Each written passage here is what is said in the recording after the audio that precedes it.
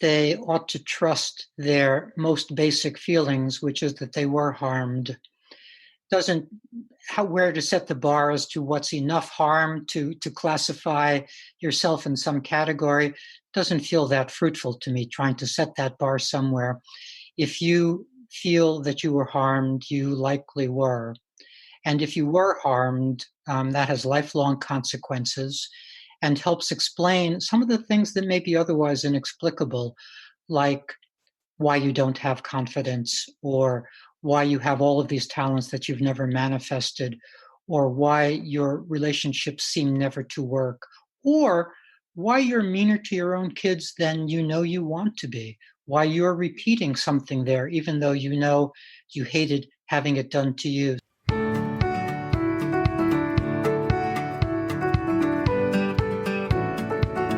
Hello, everyone. Welcome to Eggshell Transformations, a podcast for intense people. My name is Imi, and I'm here with you on a journey. I have the honor of talking to Eric Maisel. Eric is the author of more than 50 books and is widely regarded as America's foremost creativity coach. His most famous books include Fearless Creating, The Van Gogh's Blues, Coaching the Artist Within, and The Atheist's Way. In this episode, we talked about the wounds of being children of authoritarian people, how we can liberate ourselves, and Eric's advice on parenting. We also addressed what it means to live an authentic life and why depression, anxiety, and mania are not mental illnesses. Please note that some of the conversation may trigger strong emotions, and what was said is not meant as medical or professional advice. Now, here's the conversation with Eric. Thank you so much, Eric, for agreeing to come on. I'm very, very excited about talking to you. So I think in this conversation, we will talk about things like depression, mental disorders, creativity, and life's meaning. We will see where the conversation goes, and it can be quite organic. But I also would like to start with your story, because as an author of more than 50 books, I've lost count, maybe it's 60 or 70 now, I would imagine a lot of people put you on a pedestal. So it would be really good to get to know a bit more of your own personal experience and your personal life. What has got you here today? Does that sound good? Sure. Well, I was born in the Bronx. I grew up for a couple of years, first 5 years of my life, in an extended family with my grandfather, grandmother, my mother, and then some aunts. And two of my mother's sisters were hospitalized with what's called mental disorders. Right. Probably both with a version of depression. One was more depressed, one was more hysterical and acting out and flamboyant and theatrical, and actually left her family to become a self-styled actress on the tabletops of cafeterias in Manhattan. So I was familiar with this thing that no one can quite get their head around, mental illness. On a personal level. Yes, and indeed I would go with my grandfather to, I can still remember this. We would first go to a live chicken store where you had to pick out your chicken. And we would pick out a chicken and have its head cut off. And we'd bring this newly killed chicken to my aunt at Rockland State Mental Institution in upstate New York. We'd go on the train with this chicken. So that's what I was doing at ages 3 and 4. At any rate, from then on, my mom and I moved to Brooklyn, and so I grew up really with a single parent. Mm. I always loved that. I appreciated not having a father, which I'm sure is the exception rather than the rule. Mm. But even as a young child, I was reading Sartre, and Sartre writes about not having a father and loving that. Mm. And his way of expressing it was not having a father lay full length on him. And I thought that all my friends had these oppressive, mean-spirited dads who would come home from work and tyrannize them. So my feelings about authoritarianism also started very early on, or rather my feelings about anti-authoritarianism started very early on. I thought there were a lot of cruel authoritarians in the family as I was growing up, not in my family, but all around me. And I also grew up in one of those neighborhoods that was both had both assimilated Jews and Orthodox Jews. And I began to hate religion very early on. I thought it was a betrayal of our common humanity, that some folks believed that some God was telling them things and that they should follow those things. So this could be a very long story, but the threads of what interested me even at 4 and 5 and 6. And actually, I probably started writing my first book at about 7. And it wasn't a real book, but it was cutting out things from National Geographic. It was actually going to be the history of all history of everything, because I was ambitious to begin with. And it was cutting out articles from National Geographic and pasting them in a notebook and calling that my book. But my desire to write also started way back at ages 6 or 7. I work with a lot of people who suffers from childhood neglect, childhood abuse, and many of them say they often fantasize about being an orphan. And because that way, at least there's something visible as well. Yeah, and there's a body of literature about adverse childhood events, and I think it's not a large enough list because it does not include authoritarians in the family as an adverse childhood experience. And that is an adverse childhood experience. I put out an authoritarian wound questionnaire a couple of years ago, inviting people to tell me their stories about growing up with an authoritarian mother, father, brother, sister, aunt, uncle, grandmother, grandfather. And the stories were harrowing. And by the way, I found it interesting that the stories were probably equally divided among authoritarian fathers and authoritarian mothers. There was no gender difference there. There are a lot of mean people out there of all genders and persuasions. That is something that I wanted to ask you about. It's on my list. But since we are touching on it, for our audience who are not familiar with the concept of authoritarian parenting, authoritative parenting, do you mind saying a little bit more about the concept itself and what it means to be an authoritarian? I can't even say the word. I mean, I come from an Asian culture, so there's a lot of discussion about tiger mums nowadays, but I do believe it's universal. It's not just cultural. It's a complicated question, hard to answer in a few words. The literature on the authoritarian personality came out after the Second World War as a response to the question, why did so many people follow Hitler? It wasn't so much why was there a Hitler, but why did so many people easily follow Hitler? Same question we might ask now. Not so much why is there a Trump, but why do so many people follow a Trump? It's the same question.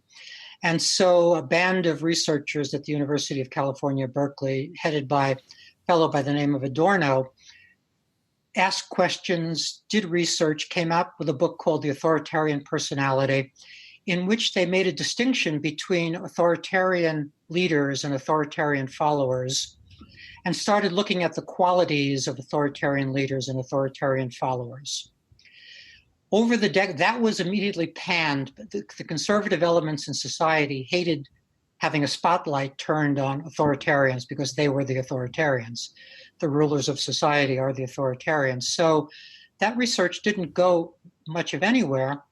And I realized, surprisingly enough, or maybe not surprisingly, that authoritarians in the family had really never been examined. The idea of really cruel parents, maybe we have a sugar-coated kind of culture. Maybe we're supposed to smile at things. Maybe we're not supposed to talk about the cruelty in families. But I knew it was there. So to say this all in a quick way, many people, the pundits who claim to know will say as many as 25% of humankind are authoritarian either by nature or by habit.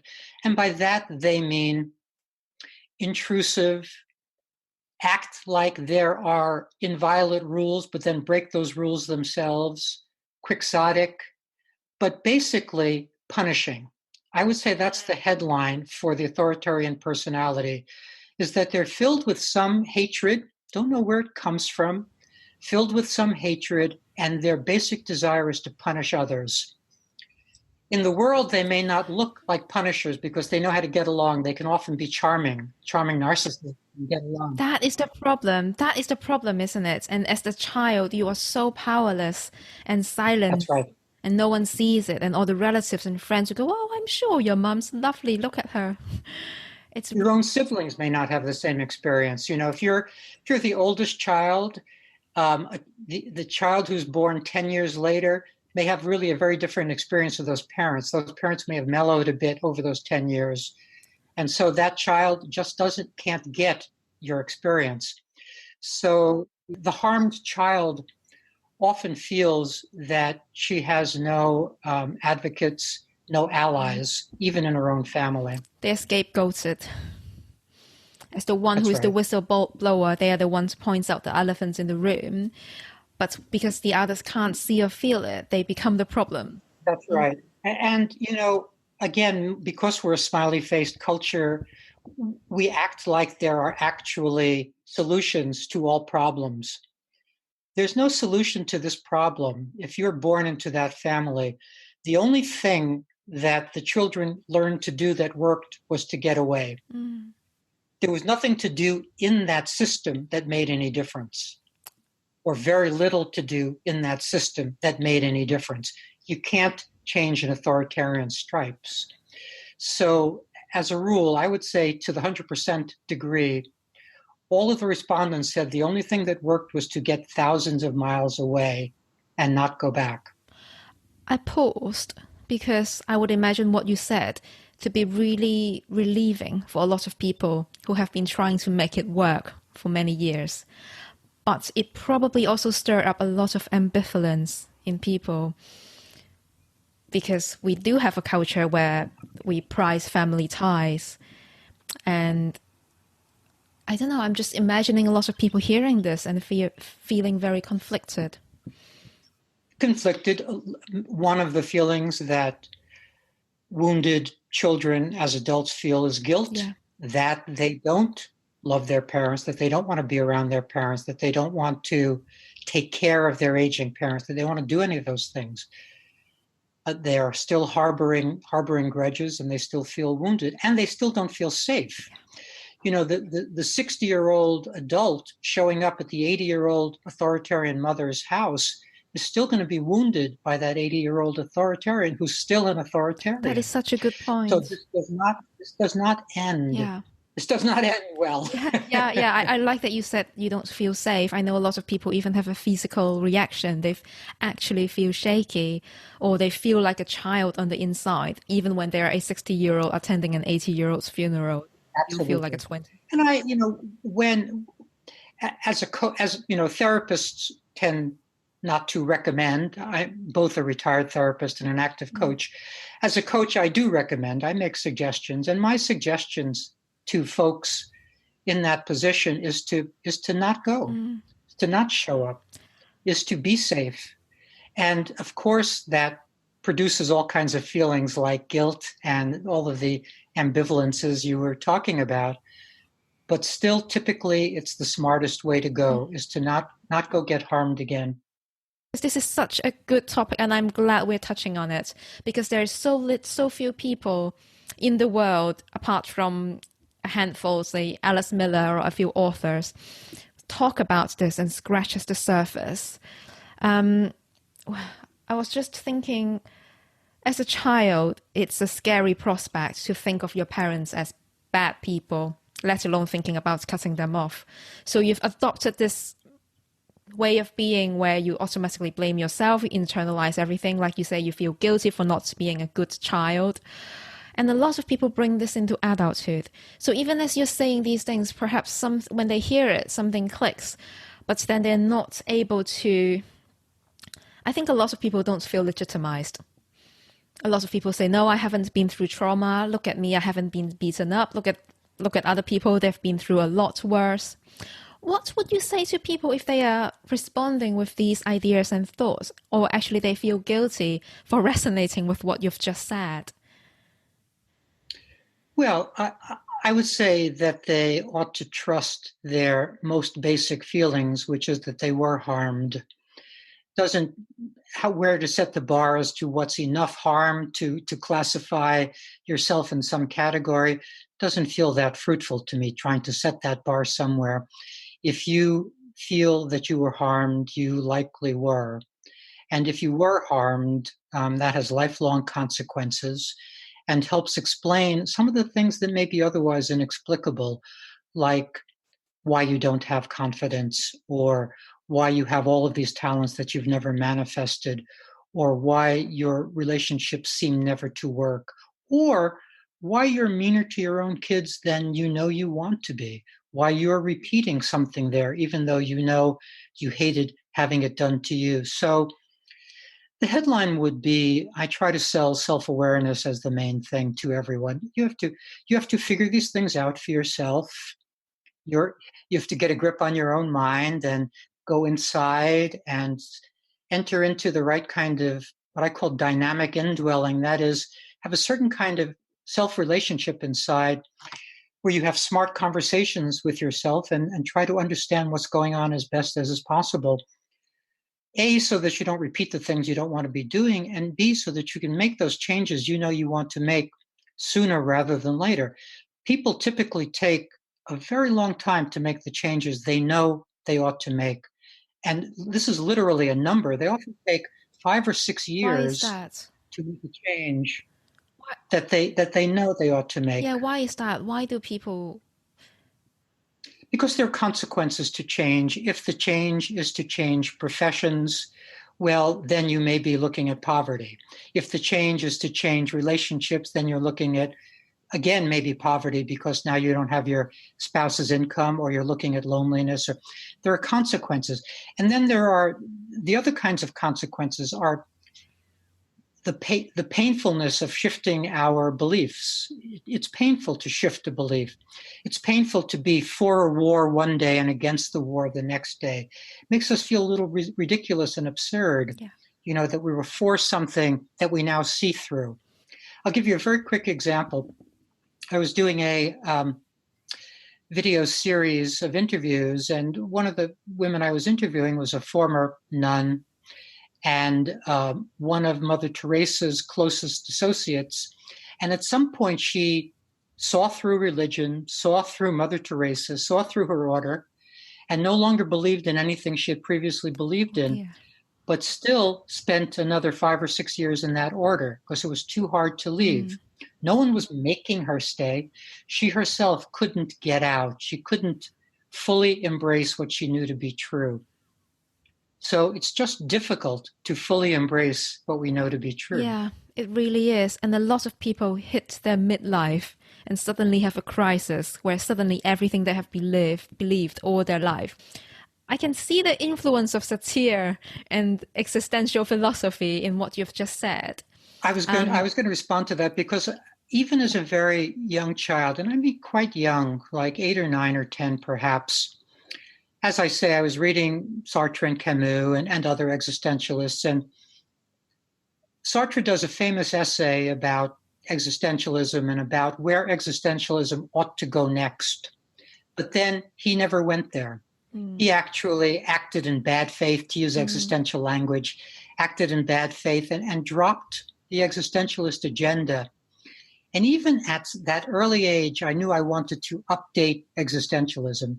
I believed in its basic tenets about personal responsibility and this, that, and the other thing. And really, I would say that's been the major thread running through all the different things I do, is this desire to update existentialism and make it a more contemporary thing, a more coherent thing, a more comprehensive thing. I think it always had potential to be the philosophy, but it didn't quite pull it off. Yeah. Speaking of language, just to keep our audience up to speed, can you expand on bad faith? Since you've touched on it, I know there are lots of jargons in this existential philosophy, and we're not going to decode all of them. Exactly. Just on bad faith. It's a synonym for another word that needs deconstructing, and that's inauthenticity. Existentialism talks about the idea of authentic living. And I can say this very simply. this is my own whole philosophy in a nutshell. It's doing the next right thing. Right, maybe meaning moral, but also meaning appropriate in a person's life, because the next right thing might be taking a shower, or it could be anything under the sun. But it's the idea of identifying what right things are for you and then doing them. So bad faith means simply not doing the next right thing, knowing what the next right thing is, and then not doing it for whatever reason, for safety reasons, for survival reasons, for selfish reasons, whatever the reasons are. It's not taking that brave or to change the example. It's as if Eisenhower, the day before D-Day, decides to do something else. That would be an act of bad faith.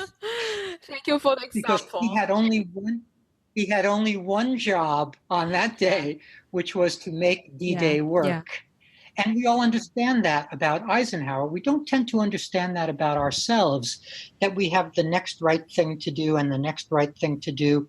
And if we don't do the next right thing, we get disappointed This in is ourselves. a really energizing conversation. I'm loving it because I do talk a lot about authenticity with people that I work with. There is seemingly perennial conflict between authenticity and belongingness. I think, like you touched on earlier, a lot of people are afraid if they do this thing that is brave for them, if they actually walk the path of their truth, they would betray people, they would upset people, and then they will no longer belong to a tribe. Yes, there's a lot to say there. Freud said that he didn't understand artists, but the one thing he thought he understood about creative blockage was that it was self-censorship. Always self-censorship. Now, it's not always self-censorship, but often it is. And people don't understand the extent to which they do things in order to feel safe, as you were saying, including the following kind of paradox that lots of my clients find themselves in. They claim to be wanting to write a memoir. They claim to have been writing it for the last 10 years, but actually it does not at all feel safe to write their memoir.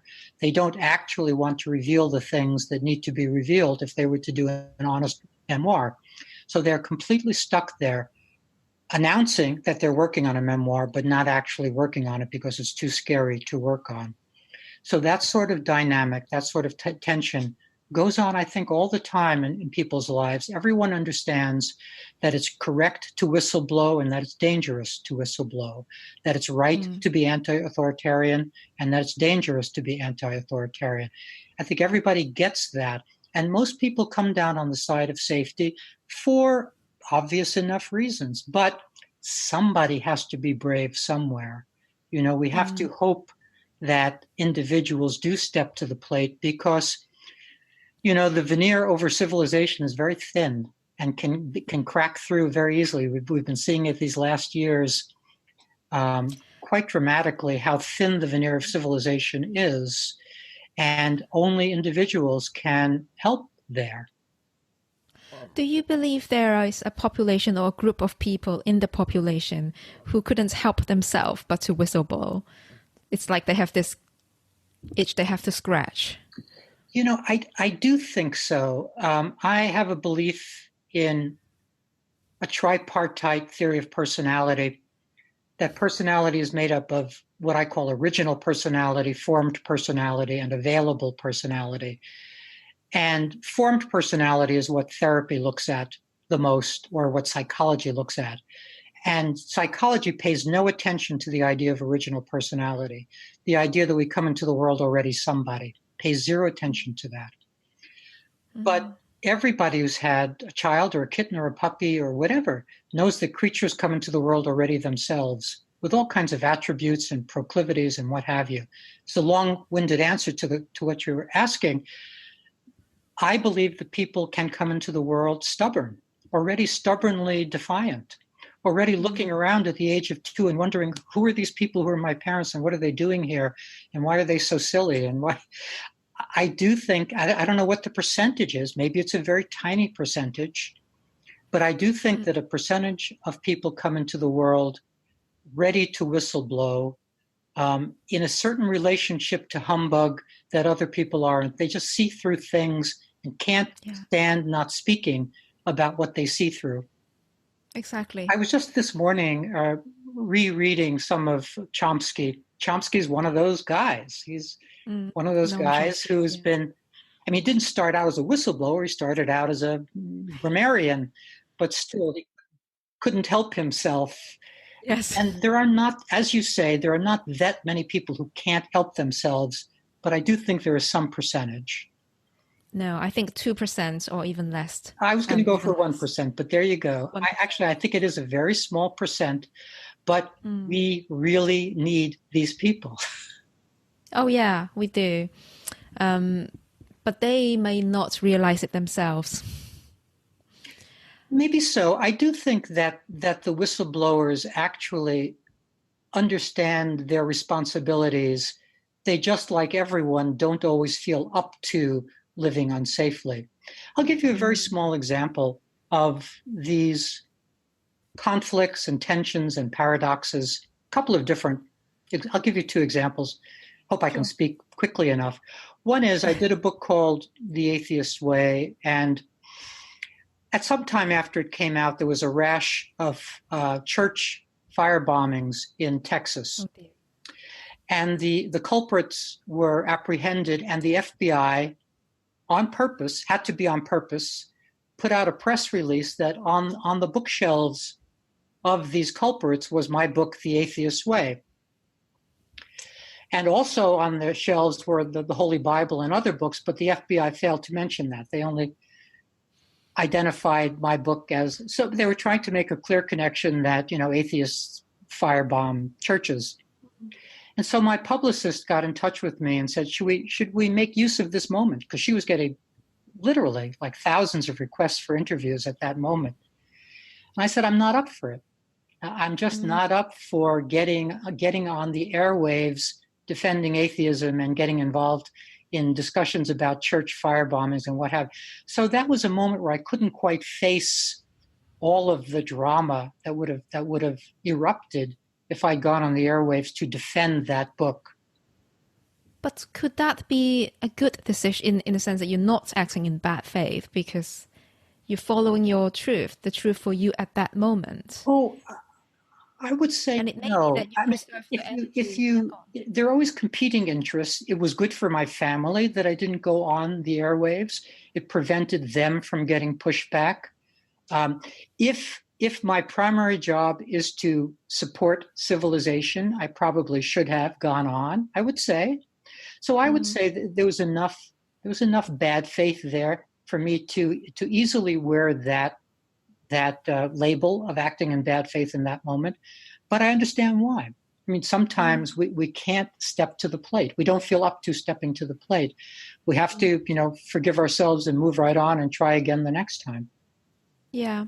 I'm thinking of a few occasions in my own life now, because I do live with a lot of neurotic fears and anxiety, which I know is stopping me from doing the bigger things. That's right. And, let me just play with the word neurotic there. It's like the word irrational when it comes to anxiety. Sometimes anxiety is defined as irrational fear. I don't know what's irrational about being afraid to go on stage in front of 2,000 people and your whole career hanging on the balance by how well you play the Tchaikovsky violin concerto. I don't think there's anything irrational about being anxious there. And I don't think there's anything neurotic about wanting to feel safe. I just think these are conflicting challenges. Yeah. As you touched on anxiety, it leads me to another thought about another big part of your work. You've said in your book about depression, something along the line of, it's depression as a mental disorder doesn't exist. Do you mind expanding on that? Another super huge subject. Sorry. In order for there to be something diagnosed, there has to actually be some underlying biological illness. That's what we mean in medicine by diagnosing. And you can't diagnose on the basis of symptom pictures alone. The way mental disorders are, so to speak, diagnosed is on the basis of symptom pictures alone, namely, typically self-reports. So a certain kind of transaction goes on between a sufferer and the mental health professional. I come in and I say I'm depressed because I've become accustomed to using that language because everyone uses that language. And you say, yes, you're depressed, and you hand me an antidepressant. That's not diagnosis, and that doesn't mean there was any mental disorder there. It probably means that I'm despairing or sad or grieving or one of those other human-sized words rather than having some biological problem. If I hate my job, if I'm having trouble with my wife, that's not a mental disorder. That may be demoralizing me, and I'm going to come into a mental health professional, but I'm not going to say I'm demoralized, I'm disappointed. I'm not going to use that language. I'm going to say I'm depressed. And the mental health professional is gleefully going to give me a diagnosis of depression and a prescription. It's an illegitimate enterprise. Yeah, illegitimate enterprise. What about the phrase existential depression? Well, it isn't depression either, but we have to kind of use it because it's a common cachet. It should be existential despair, which sometimes is the way it's been said traditionally. And that's probably the better way to say it. If we could get away from some of these words like depression or schizophrenia or this or that, we could name all the words. But at any rate, existential despair or existential depression is that state of being where you stop believing that you or your efforts matter. It's really that simple. And most people don't believe that their efforts really do matter. They're postmodern enough, they're secular enough, they're contemporary enough to believe that they're just excited matter that the universe could make and therefore did make, but that they're not really important in the universe. They don't really have any purposes designed by the universe. And so it's that despair around not believing that they matter that is called existential depression or existential despair. The complete solution is to, and this is a phrase that has to be deconstructed itself, but the complete solution is to make meaning, is to not seek out anything, but to intentionally do something to make new meaning. And it isn't actually making meaning because you can't make meaning, but you can coax meaning into existence by doing, and I could name the many things that we can do to try to coax the psychological experience of meaning into existence. But we have to do this work ourselves. We have to actively reinvest in the idea that we matter and our efforts matter. I think this is the centerpiece of the work I do with folks, is just helping them reinvest in the idea that what they're endeavoring to do matters. What if society doesn't think it matters? That matters, and they will, and they will have a hard time of proceeding. So they may have to. Let me take a step back and try to say it in a slightly different way. I don't believe there's a purpose to life. I believe there are only our life purpose choices. There are multiple life purpose choices for each of us, things that we deem important. So if a person agrees with that, then you need to create your, let's call it list to keep it simple, your list of life purpose choices, the 6 or 7 or 8 things that you find important. Might be relationships, activism, service, creativity. We could name them. So you make your list. And then if one avenue is not producing meaning because society is not providing successes there or not allowing you to pursue it, then you have to look at your other life purpose choices, other things on the list, and go there and see if you can coax meaning into existence there. That's a kind of flexibility that most people don't have to move from one life purpose choice to another. But it's an important goal. It's an important sort of manifesting personal potential goal to be able to move from life purpose choice to life purpose choice, even in the same day, even in the same hour. There's a quote in front of me that I would love to read. It's from your book. As a smart person whose brain races faster and harder than the next person's, you can't accomplish something like stopping your racing mind from worrying. Doesn't mean you have a disorder that you are a failure. Again, big subjects. Mania has never been smartly talked about at all. At first, it was a separate, so to speak, mental disorder. Then it got folded into bipolar disorder in some funny way that nobody can really explicate what it's supposed to mean. Nobody quite knows how it got folded in. But be that as it may, to my mind, if you have a brain that you use to solve your problems and to navigate your way through the world, that means you're setting it in motion. You're saying, go, brain, go. And that means you're asking it to start racing. You're asking it to start working. And human brains have certain ways of racing, and those ways have names like obsessions and manias and what have you.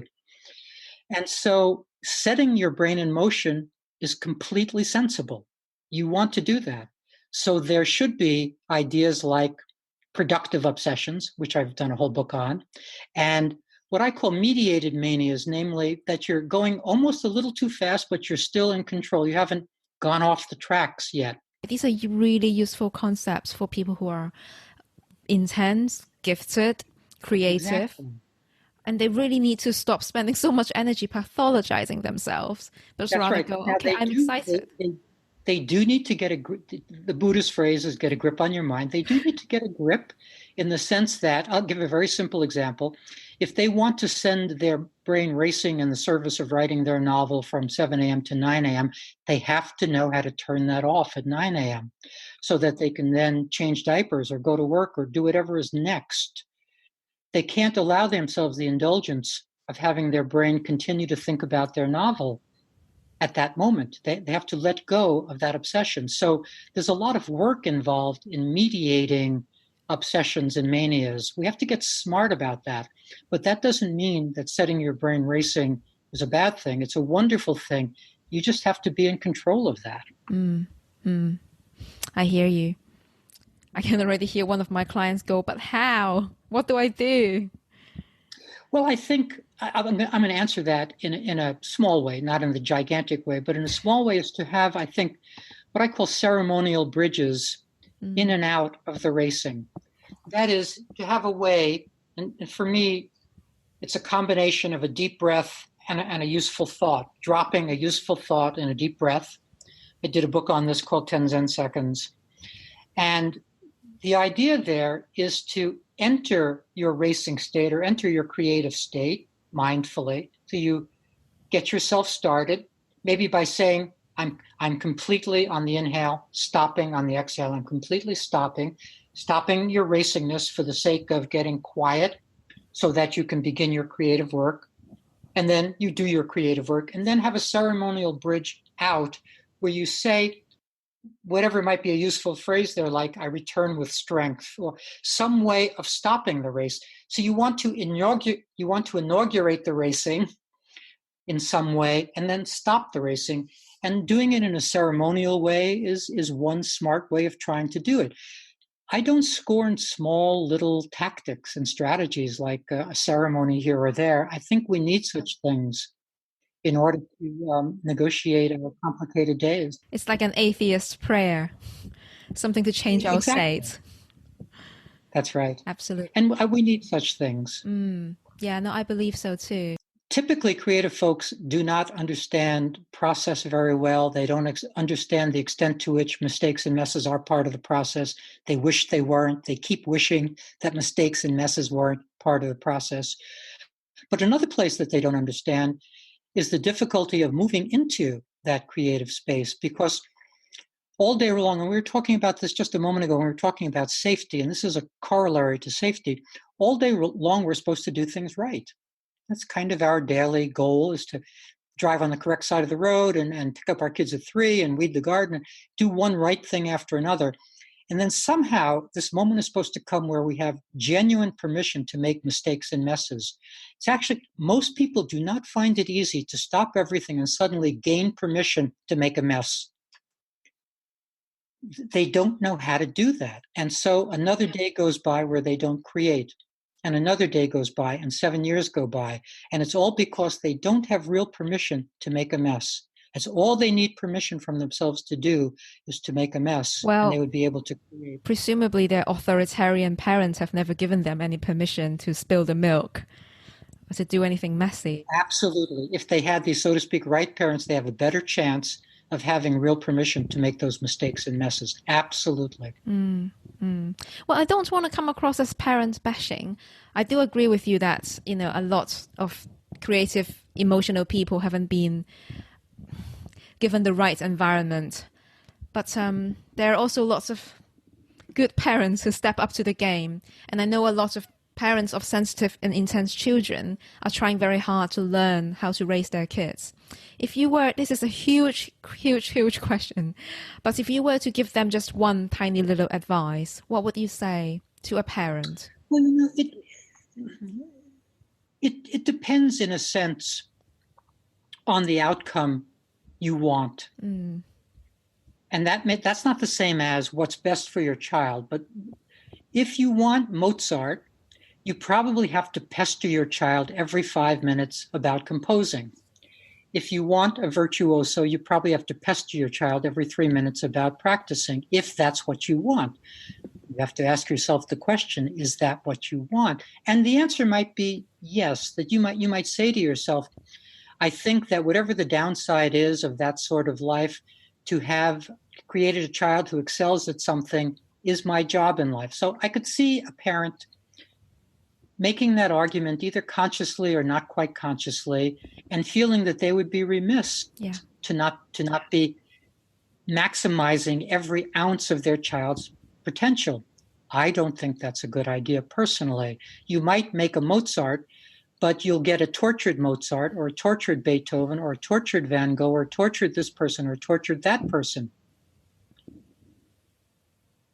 As beautifully as Van Gogh could paint, he still committed suicide. So having your child paint beautifully or play beautifully is not all of the game. So I would be for benign neglect. And I have to be careful of that word neglect there because it's a loaded word.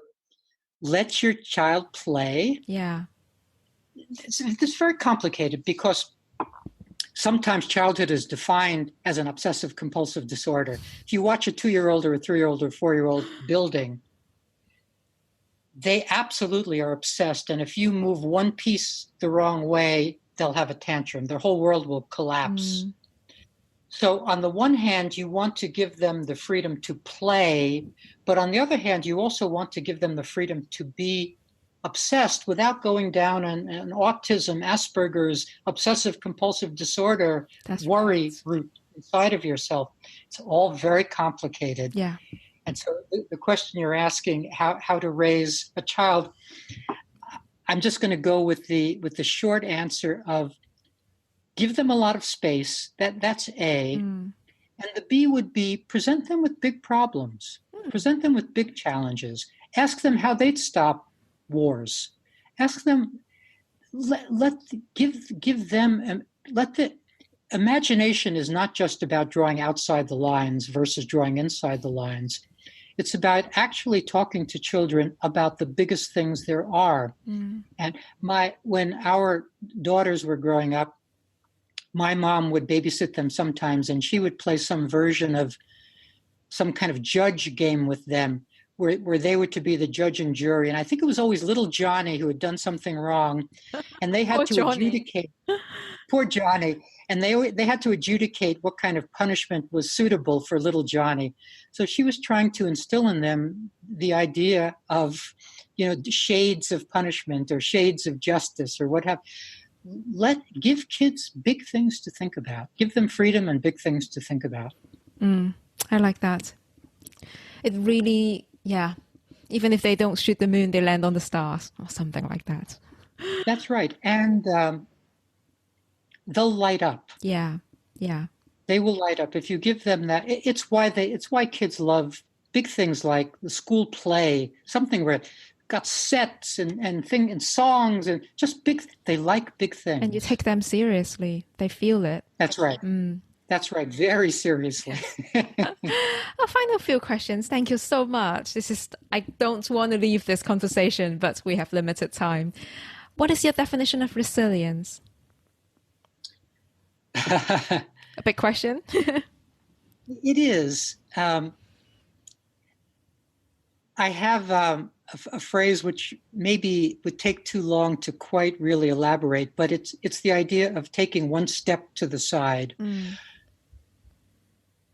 There is some kind of step to the side that human beings can take that allow them to see what's going on more clearly, with more clarity. And it's not the opposite of presence. I think it's a deepening of presence to take one step to the side.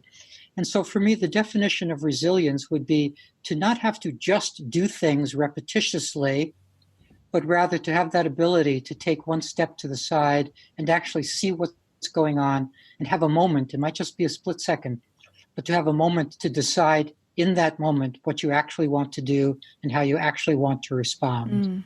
Being able to take a pause, take a side step. Yeah, I think that is very powerful. Can you share, or I'm sure there are many, can you share one book that has changed your life? It would probably be, and it's, which one should I go for? I'm going to go for 1984. I think probably it's Orwell. It might be Kafka. It's going to be in the existential tradition. It might be Crime and Punishment. Eric, one. Sorry. It's one of those. It's a category of book. Yeah. It's one of those kinds of books. But I will go with 1984 because, especially in this political environment, I think Orwell captured something about the big brotherness all around us that's completely relevant to this moment. Can you share with us one quote or a song or a poem to our listeners who are quite intense, sensitive, some of them gifted, and have racy minds? I don't know what's coming to mind, actually. It's okay. Yeah. What's coming to mind is that do not go gentle into the good night, but that's probably because I was just in Dublin recently. Hey, that's a good one. Thank you. Yes, so I think that I'm not sure. That's okay. That's all good. Well, thank you so much. Can you tell us where to find you and what are some of the interesting projects or books that you're working on now? To find me, it's myname.com. That's ericmaisel.com, EricMaisel.com. I have a lot of books coming out. One is called Unleashing the Artist Within, which is a sequel to a book of mine called Coaching the Artist Within. If you're a creative person, that may interest you. And I train creativity coaches, and I have a book coming out called Inside Creativity Coaching, which is 40 case studies from creativity coaches around the world about their work with clients. And then I just had a book come out about authoritarian parenting. And another book that just came out for parents of what the title says are diagnosed, distressed, and different children. So it's a book about the sorts of things we've been talking about how a parent might want to think about their child being threatened with a diagnosis or receiving a diagnosis, how they might want to handle that kind of situation. So that's some of the things I'm doing. Wonderful. Thank you so much. You're very welcome. Hey, thank you so much for tuning in. For more, please head to eggshelltransformations.com. There you will find more stories, articles, and resources for people just like me and you. Bye now. Keep putting one foot in front of the other. Moving forwards, never looking back. Just one more foot in front of all those countless others, and we're there.